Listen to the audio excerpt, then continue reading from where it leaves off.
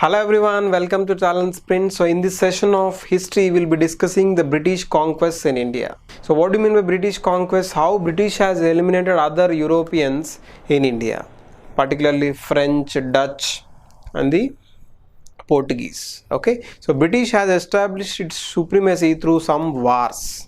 Like the first is Carnatic Wars, the next is capture of Bengal through Battle of Plassey and Battle of Buxar, and next is Anglo-Mysore Wars, next is Anglo-Maratha Wars, and next is Anglo-Sikh Wars. Okay, and there are some more wars like Indo-Nepal Wars, Indo-Burma Wars. All these wars were done by the British to establish their kingdom in India. Okay, so first is Carnatic Wars. So what do you mean by Carnatic Wars? Carnatic Wars means I've already told you the elimination of French in India by the British were fought through the Carnatic Wars. So it is particularly Anglo-French Wars. Okay, so the first Carnatic War was fought between 1746 to 1748. So at that time the people involved were the French governor Dupleix and the British people, and it was between 1746 to 1748. But there was no particular victory of either the English or the French in the first Carnatic War. Okay, just they have given some indication that they are going for the war, but it was a silent war. Okay, no one was particularly victorious in this war. Moving on to second Carnatic War, it is an interesting Carnatic War. It was between 1749 to 1754. So what happened was, actually the French governor Dupleix wanted to increase his territories by helping the Indian rulers. Suppose Indian rulers are fighting each other, so Dupleix will go and support one person. Okay, so he will help them, he will help the ruler and get him win and take the gift from that ruler. Okay, so like that, in the part of the establishing the French supremacy, he will go for helping some of the rulers in their fights. Okay, so there were two people like Chanda Sahib and Muzaffar Jang. Chanda Sahib and Muhammad Ali. Okay, or Anwaruddin, he was called as Anwaruddin. So Muhammad Ali and Chanda Sahib was fighting each other. Chanda Sahib was actually the Nawab of Carnatic. Okay, so Muhammad Ali was fighting against Chanda Sahib for the Nawab of Carnatic, or the post of Nawab of Carnatic. So what happens was, Dupleix will support Muhammad Ali or Anwaruddin. In that war, the Muhammad Ali wins and he will give some of his territories of the Carnatic to Dupleix, so that they will become the French possessions. The next war was the second sub-war in the second Carnatic War was between Muzaffar Jang versus Nasir Jang. Actually, Nasir Jang was the Nizam of Hyderabad. So Muzaffar Jang wanted to take the throne of the Nizam of Hyderabad from Nasir Jang. So Muzaffar Jang was supported by the Dupleix, and Dupleix will help him win, and Muzaffar Jang will submit some of his territories like Northern Sarkars. Okay, presently they are part of the eastern coasts of India, the Chikakol or Srikakulam, okay, Rajamandri, all these are Northern Sarkars. They will be submitted for helping him. Muzaffar Jang will submit to the French. Okay, so after Muzaffar Jang, he will die in a road accident. Later Salabat Jang will be appointed by a person called Debussy, the officer of the French at Hyderabad. So particularly this was taking place in the second Carnatic War.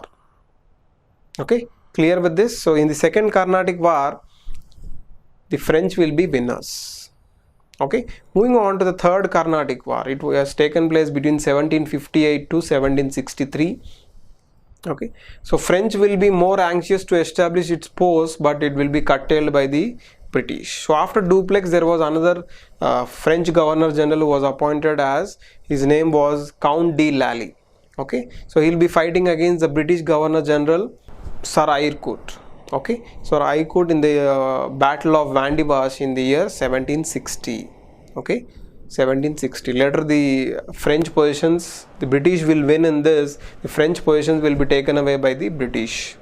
Okay, though they were under the French, but they will be totally under the British control, and they will be working under the British control by the Treaty of Paris signed in 1763.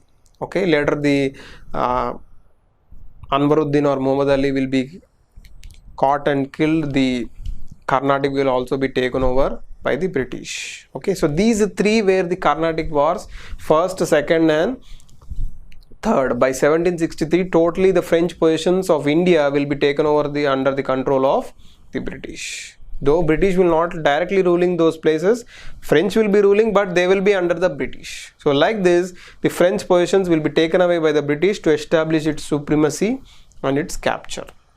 Okay, so the Carnatic Wars. So Carnatic Wars means how French were eliminated by the British in India.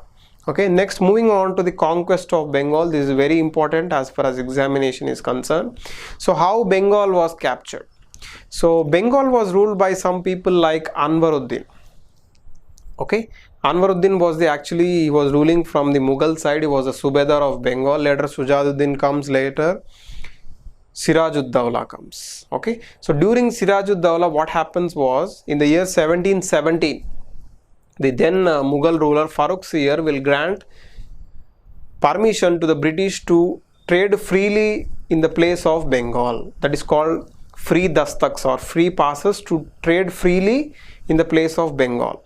So this will anger the ruler of or the Nawab of Bengal called Siraj-ud-Dawla. So what he will do is, he will go to the British place, that is Fort William. The British will be starting the fortifying the place of Calcutta. So that was called Fort William actually. So he will capture Fort William. He was about to capture at the place called Kasim Bazar in Calcutta. So British will frighten and leave that place through sea. So while they were moving through the boat, they will meet a person called Mir Jafar. He was a noble or official in the Siraj-ud-Dawla's court. So through Mir Jafar, they will know all the weaknesses of Siraj-ud-Dawla, and they will come back again and they will present the Mir Jafar as the next Nawab of Bengal. Siraj-ud-Dawla, please step down, and we are presenting the next Nawab of Bengal as Mir Jafar. So war was inevitable for Siraj-ud-Dawla, so he'll go for war. Okay, and actually there was an incident called Black Hole tragedy before this. What happens is, the Siraj-ud-Dawla will capture the Englishmen in Fort William. That is called Black Hole tragedy before the Battle of Plassey. So war was inevitable for Siraj-ud-Dawla. He will go for war in the place called Palashi. So English used to call as Plassey. So in the year 1757. So as some of his nobles have left him out and his weaknesses were told to the British, so British will win in this war.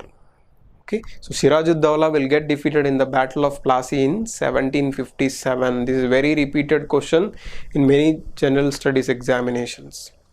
So later Mir Jafar will be made as the Nawab of Bengal. Okay, so Mir Jafar will also get frustrated because of the policies of the British. They wanted everything free. They wanted his signatures. So with this, he will get frustrated and he will step down. Later Mir Qasim will be the next Nawab of Bengal. So he will also get frustrated. He will join some more people, Mir Qasim and Shujaduddaulah, the Nawab of Awadh. Awadh is a present place in Uttar Pradesh, and Shah Alam too, the then Mughal emperor at that time. So these three people will join hands together to fight against the British at the Battle of Buxar. Buxar is also presently in West Bengal. So in the year 1764, they will fight a battle called Battle of Buxar against the British, and they will lose in this battle. Okay, so British will win in this battle, and British will get the Diwani rights. So what do you mean by Diwani rights?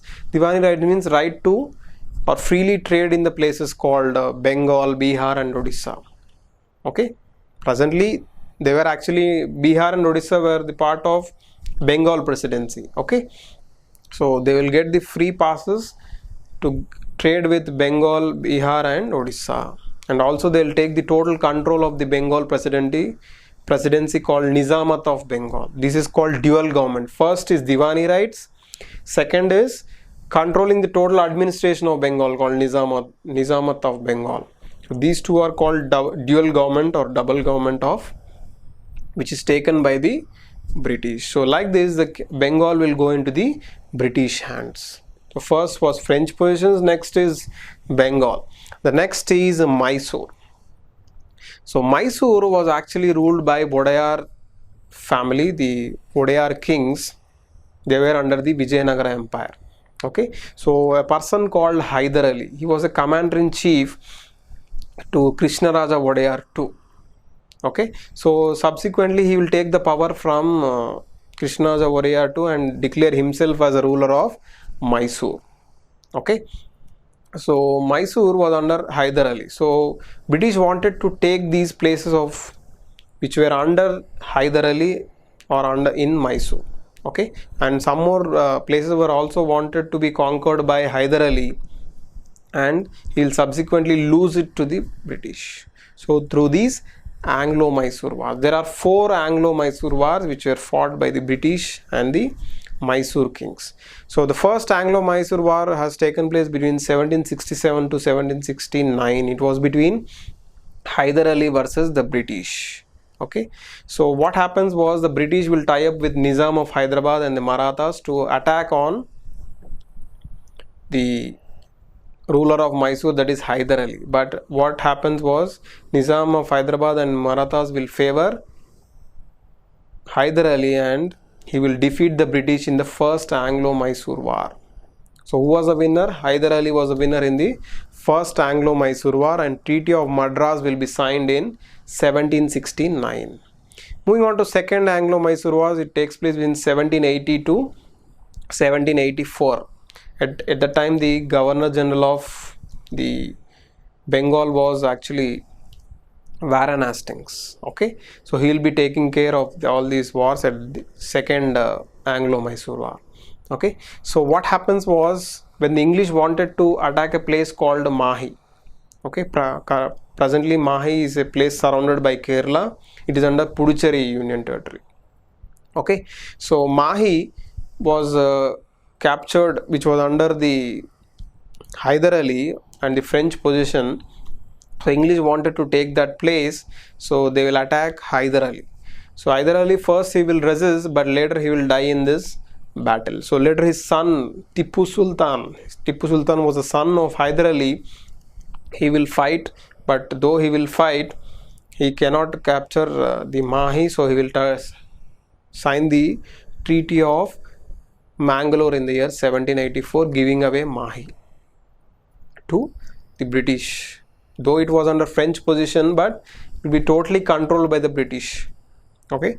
Next is the third Anglo-Mysore war. It was fought between 1786 to 1792. Okay. The third Anglo-Mysore war. Now Tipu fights in this war. So for a place called Travancore. Travancore is a present place in Kerala. So for this place, the Tipu will fight with the British, and he'll be injured in this, and he will escape from that, and he will sign a agreement called Treaty of Seringapatnam or Srirangapatnam. Srirangapatnam was the capital of Mysore at that time. Presently it is in Karnataka. Okay, so he will sign a treaty called Treaty of Seringapatnam, where he will lose half of his territories. Okay, by 1792. Though he escaped in third Anglo-Mysore war, he will be dying in the fourth Anglo-Mysore war. Okay, so by 1798, the British will introduce a policy called Subsidiary Alliance. So Subsidiary Alliance was introduced by a person called Lord Wellesley. What was that? Subsidiary Alliance means the British has to give away some army to some of the kings, and for the kings to maintain that British army, he has to pay some subsidy to the British back. That is called Subsidiary Alliance.